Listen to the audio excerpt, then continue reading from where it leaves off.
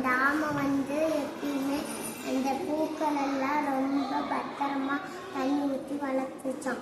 அந்த அந்த முயல் வந்து எப்பயுமே வேகமாக ஓடுமா. அதனால அப்புறம் வந்து நரி வந்து போட்டு வைக்கலாமான்னு கேட்டுச்சான். அந்த அந்த சரி அப்படின்னு ஆமை வந்துட்டு இருந்துச்சான். அப்பதான் சொன்னிச்சான், நான் உன்னை விட நான் வேகமாக ஓடுவேன்,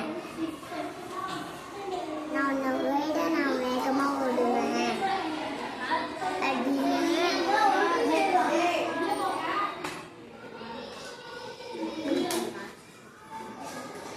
முயல் சொன்னிச்சான்.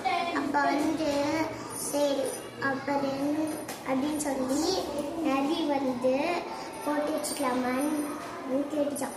அப்போ வந்து ஆமை சரின்னு சொன்னோடனே அவங்க ரெண்டு பேரும் போட்டு வச்சுக்கிட்டாங்களாம். அதில் வந்து ரெண்டு பேரும் ஃபஸ்ட்டு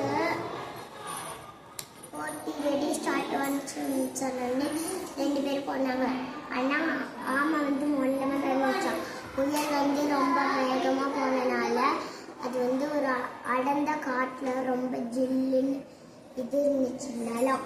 அதில் அங்கே போய் உட்காந்து கொஞ்ச நேரம் ஓய்வெடுக்கலான்னு பார்த்துச்சான். அதுக்குள்ள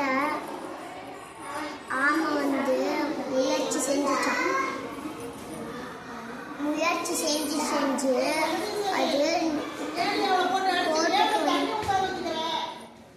அந்த நடுக்கோட்டுக்கே வந்துச்சான். அதுக்குள்ள முயல் எட்டி பார்த்துச்சா, அது வந்து நடுக்கோட்டுக்கு வந்துருச்சுன்னு அது முயற்சி செய்ய முடியாது. அதனால